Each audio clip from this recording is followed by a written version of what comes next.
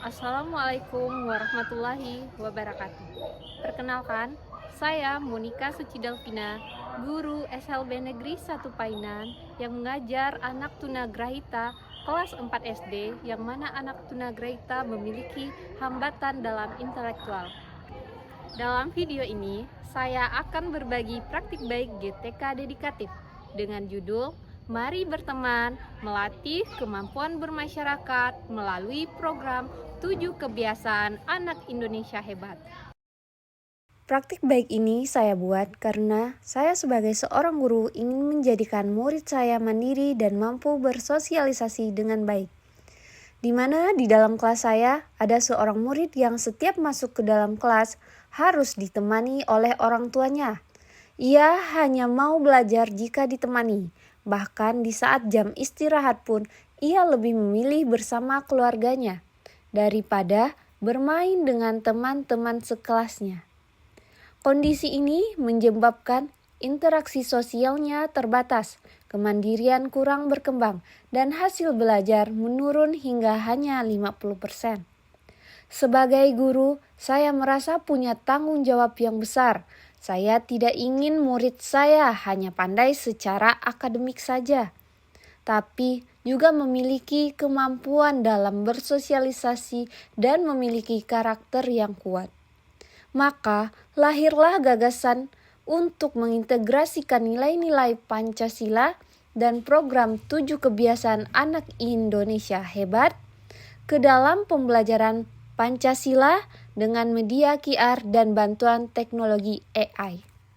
Program 7 Kebiasaan Anak Indonesia Hebat meliputi bangun pagi, beribadah, berolahraga, makan sehat dan bergizi, gemar belajar, bermasyarakat, dan tidur cepat.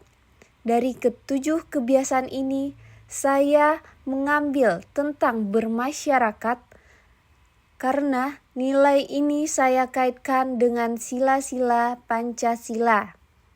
Tujuannya agar murid saya memahami bahwa manusia adalah makhluk sosial yang harus menghargai dan bekerja sama.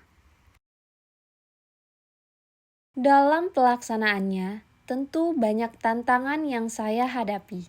Ada murid yang tidak mau berinteraksi dengan teman sehingga mengganggu proses pembelajaran, dan waktu belajar yang terbatas membuat perhatian saya harus terbagi. Saya percaya dengan pendekatan yang menyenangkan, sabar, dan kreatif, murid bisa belajar bersosialisasi dengan cara yang mereka pahami. Kegiatan belajar ini dimulai dengan berdoa.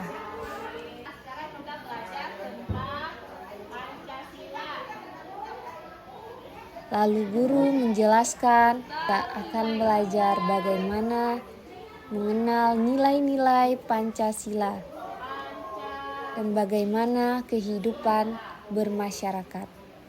Siapa yang tahu nilai Pancasila yang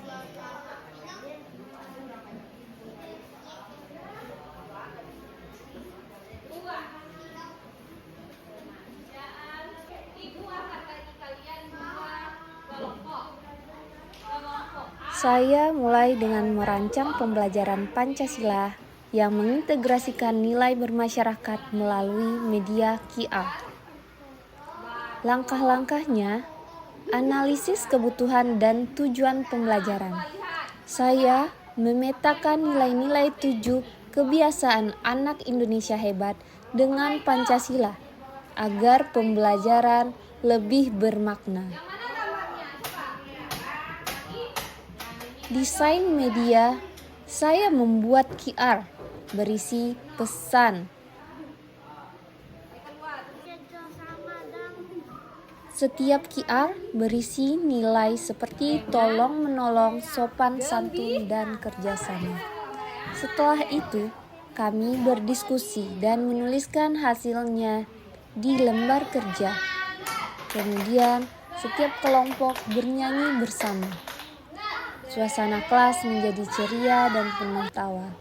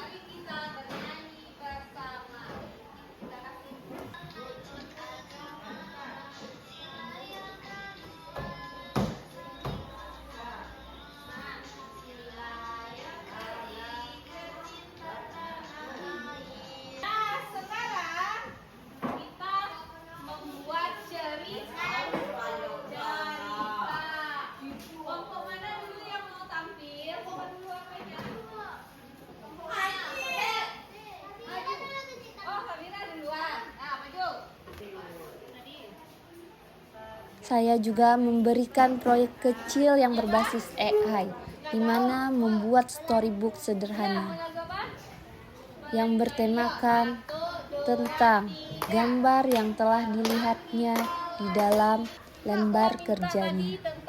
Hasilnya sangat menggembirakan. Murid yang awalnya tidak mau berinteraksi, kini sudah bisa menyapa teman. Yang bersemangat dan nanti yang selalu berpikir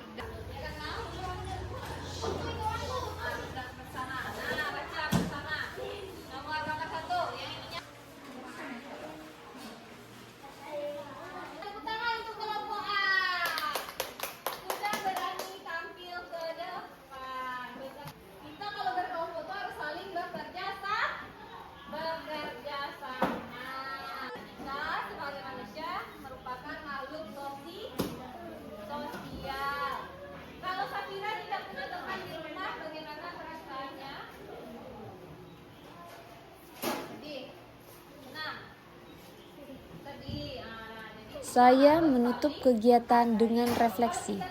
Apakah hari ini saat pembelajaran berlangsung murid merasa senang atau tidak? Anak-anak pun tersenyum menjawab mereka merasa sangat senang saat belajar. Setelah kegiatan selesai, saya menilai perkembangan murid melalui observasi dan unjuk kerja serta sikap. Nilai hasil belajar meningkat dari 50 menjadi 95%. Yang paling membahagiakan yaitu bukan angkanya, tetapi perubahan sikap dan kemandirian yang ada pada murid lebih tumbuh dari hati mereka sendiri.